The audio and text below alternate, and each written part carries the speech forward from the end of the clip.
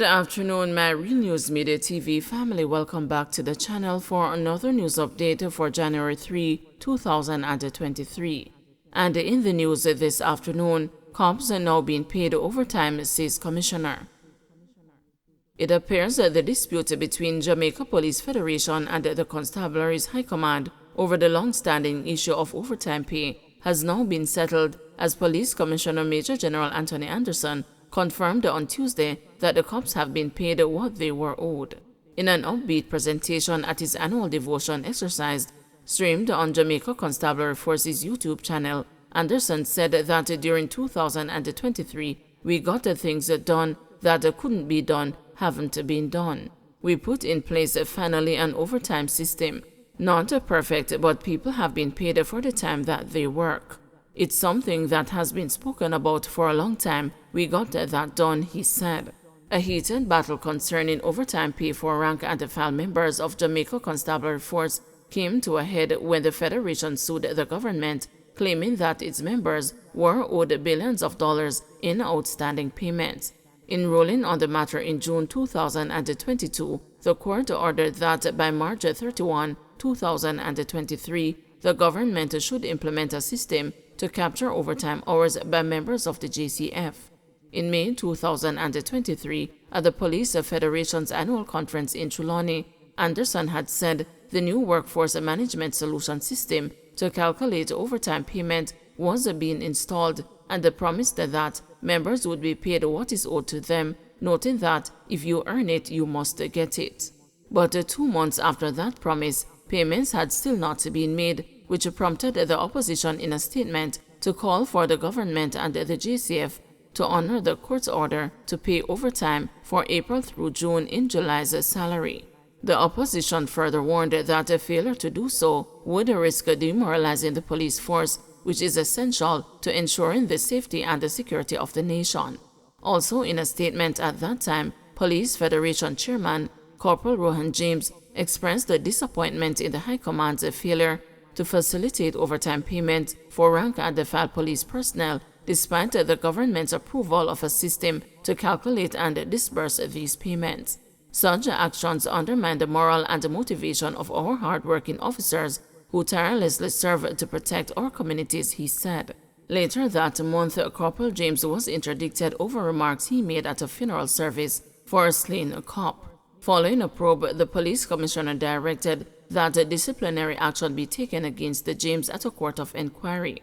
James was also interdicted from duty with immediate effect at the 3/4 of his salary. Speaking at the Thanksgiving service for the life of slain Constable Damian Blair at Old Harbor New Testament Church of God in St. Catherine on July 15, 2023, James reportedly again chided the police high command for failing to make overtime payments to cops. Mark my word, and I also want to say to the high command and our commissioner, God help you if the membership is not paid their overtime this month, James was quoted as saying, adding that the Federation would not be muzzled, intimidated, nor bamboozled. However, the Federation announced in a release in November that James had resumed his duties as chairman of the Federation with immediate effect following a Supreme Court ruling. One arrest in brutal beating of 14-year-old in Clarendon. A 52-year-old Clarendon woman is among 6 females taken into police custody in connection with the brutal December 30 beating of a 14-year-old girl along Holland Street in Denby in the parish. According to the police, a 15-year-old is also among the alleged attackers to be charged in the incident. Police say the battered 14-year-old girl, who received several head injuries, remains admitted in serious condition. It is unclear what spurred the incident. In a statement on Tuesday, the Child Protection and the Family Services Agency said that the agency was investigating the matter and stands ready to provide the necessary support to the child and her family in keeping with our mandate. The almost minute-long video of the near-deadly daylight brawl has been making the rounds on social media platforms. The video shows the teen pinned against the wall while several females applied blows and kicks to her body. Another woman walked in with an object and started hitting the young girl in the head, after which she was dragged to the ground by another woman. Plaits of braids were also viciously pulled from the girl's head. While on the ground, the beating continued, while a voice in the background shouted, "No kill him, no kill him." The incident is a bitter and gloomy case of déjà vu, as several social media users have likened the incident to the November 2020 near-death tragedy in which then 17-year-old Kaylon Dowdy was allegedly ganged up on and beaten by a group of women at a party in Papine, St. Andrew. After a dreaded 18-month-long hospital stay and several surgeries, Dowdy's family had reported a mounting hospital bill for more than $40 million. The defendants in Dowdy's case are set to return to court on February 20. Althea Grant Francis, counseling psychologist, told the news she was moved by the incident and cited the negative influence of adults among contributing factors to the increase of violent conflicts among teens. More and more teenagers are getting into serious fights, and even adults are getting involved instead of discouraging it. The surge in teens engaging in violent conflicts may stem from a combination of factors, including societal pressures, lack of effective communication skills, and the negative influence of adults who should be guiding them towards peaceful resolutions, she said. She theorized that promoting emotional intelligence and conflict resolution skills within schools could stem the issue. Adolescents often struggle with impulse control and emotional regulation, exacerbating misunderstandings. To address this issue, it is crucial to increase the promotion of emotional intelligence and conflict resolution skills within school curricula and foster open communication channels among parents, educators, and teens, said Grant Francis. She stressed too the importance of adults in setting good examples by promoting understanding instead of joining in on aggressive behavior. She added, building a sense of community and togetherness is crucial. We need everyone to support each other and to create an environment where violence isn't the answer. Our children cannot tolerate a year similar to 2023, says Blaine. Child rights group Hear the Children's Cry has opened 2024 with a repeat of its call for Prime Minister Andrew Holness to order a national child audit with particular attention to underserved and remote communities.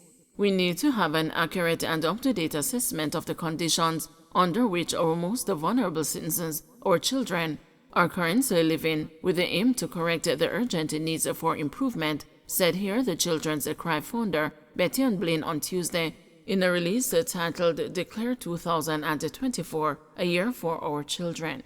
We also encourage the government to provide adequate resources to support a family life and to ensure that the government budget for this is commensurate with the needs to be met.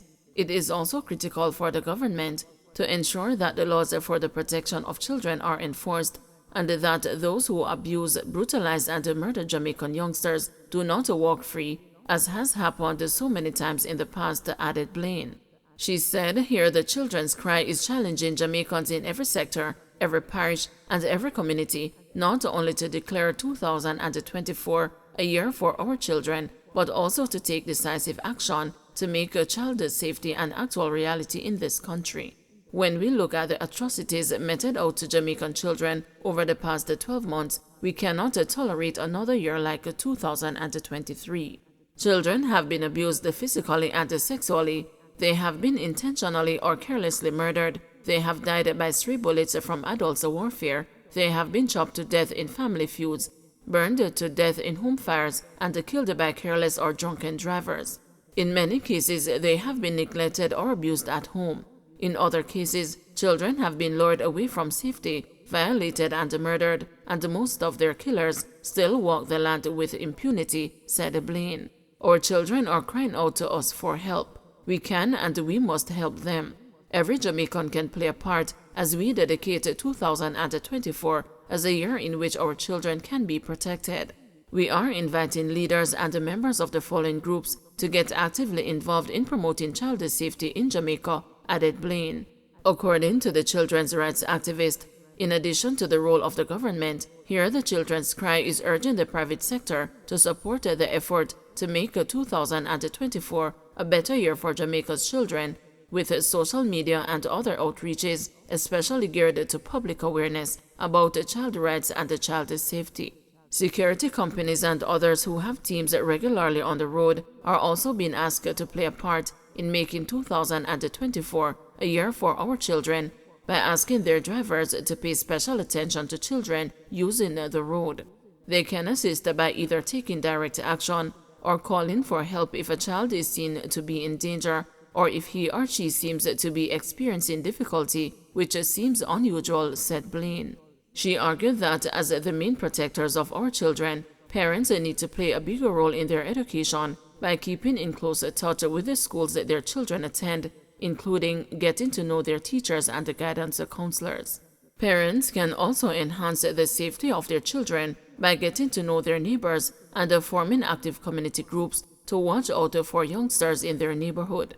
They might even consider setting up parent watch groups in their areas, added Blaine. Hear the Children's Cry is also urging older Jamaicans who are no longer working full-time or otherwise to encourage neighbors who are young parents and offer advice where needed and wanted about the child safety and other challenges. All of us as citizens are being called upon to be the eyes and the ears for our children. This can include looking out for children in our communities and in all public spaces, calling the police if we see a child in trouble, by mentoring youngsters and providing other support through the school system. Each one of us can play a meaningful part in keeping Jamaica's children safe and building the foundation for a better, safer, and a more caring future for them, declared Blaine.